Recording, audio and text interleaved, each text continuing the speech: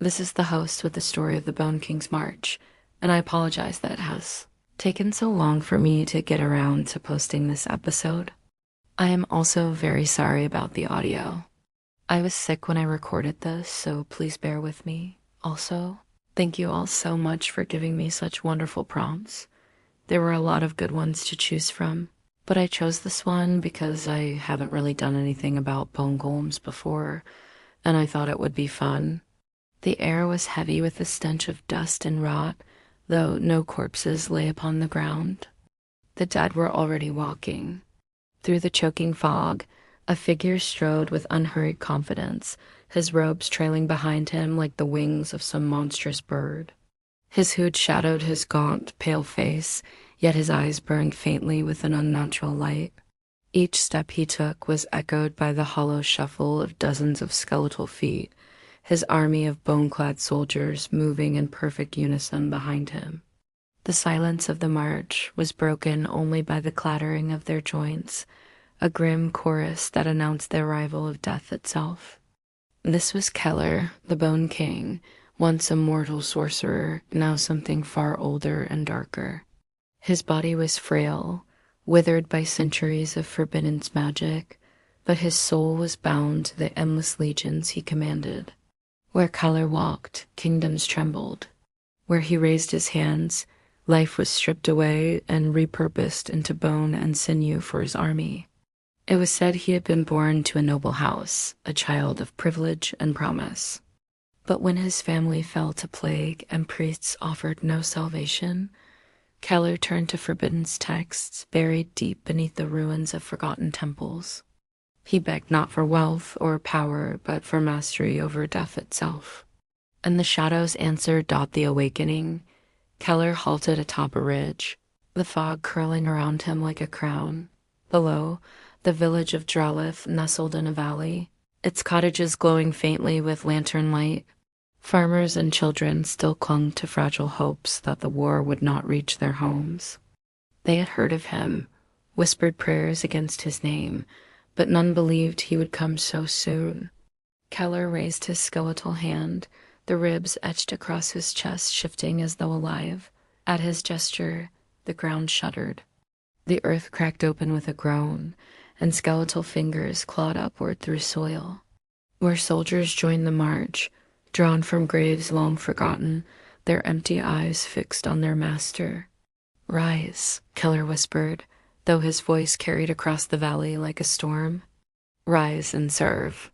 Behind him, the fog thickened, spreading like a tide over the hills. Dogs howled, children wept, and the old muttered the prophecy they had all tried to forget. With every breath, the villagers below felt their lanterns flicker, their hearths grow cold. When the Bone King comes with his 1,000 souls, the rivers will dry and the stars will fade. He will not be stopped by sword or prayer, only by the heart unyielding. But what heart could stand against such terror? The heart unyielding. Far from the village, a lone rider approached along the crumbling road. Her armor was dented, her sword scarred with years of use, but her eyes were steady. This was Serenia Valen, once a knight of the fallen kingdom of Avarice, now the last of her order. She had followed the trail of Keller for weeks, charred ruins, empty cities, fields littered with ash, and now she had found him. She dismounted at the ridge's edge, staring into the tide of skeletons gathering behind their master. Fear gripped her throat like an iron band, but she did not turn away. Keller noticed her before she spoke. His pale lips curved into a smile. "You come alone?" he said, his voice both silk and steel. "How quaint." Another champion, eager to throw their flesh upon the pyre. Serenia drew her blade, its steel catching what little light remained in the shrouded sky. "I come for what you stole," she said, "for the souls you bind, for the kingdom you destroyed, for the countless who cannot rest." Keller spread his arms, as if welcoming her into an embrace. "I give them purpose. Eternal purpose. The world cast them into the dirt and forgot them. I raised them up to walk again, to serve in glory." "They are slaves," Serenia spat. And you are a coward hiding behind their bones? The Bone King's eyes flashed.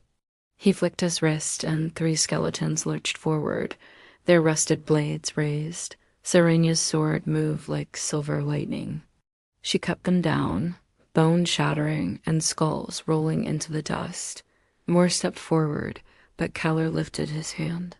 Enough, he said softly. You interest me, knight. You face death with defiance. Perhaps you will not kneel so easily. Perhaps you will join me. Never. Serenia leveled her blade at his heart. I would see my bones shattered to dust before I serve you. Keller's smile widened. Then let us test the strength of your heart.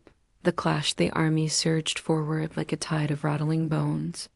Serenia charged, cutting a path through them, her sword ringing with each strike.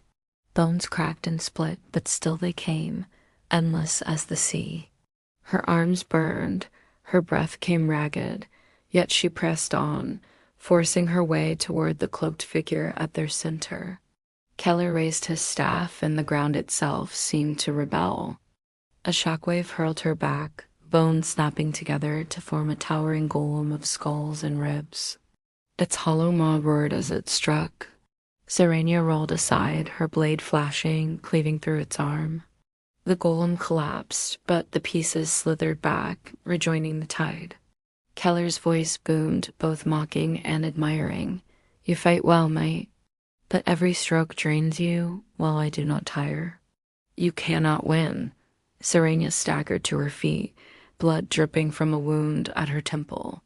She met his gaze and spat into the dust. Then I will die standing. With a roar, she charged again.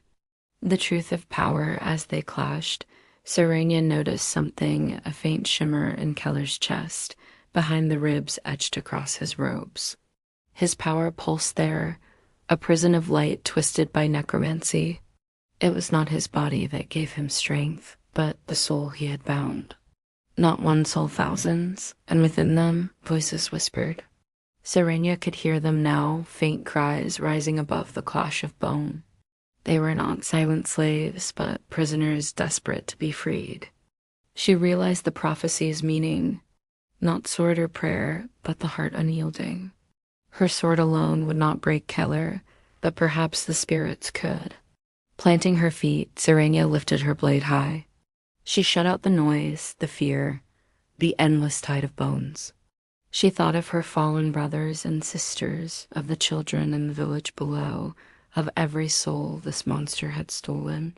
Her heart surged with defiance, fierce and unbroken. Souls of the lost, she cried. If you still have strength, lend it to me. For an instant, silence. Then, like a rushing river, the whispers became a roar. Light burst from Keller's chest, and he staggered. His army faltered, their movements jerky, uncertain. No, he snarled, clutching his ribs. You are mine. You will always be mine. But the souls rebelled, surging against his control.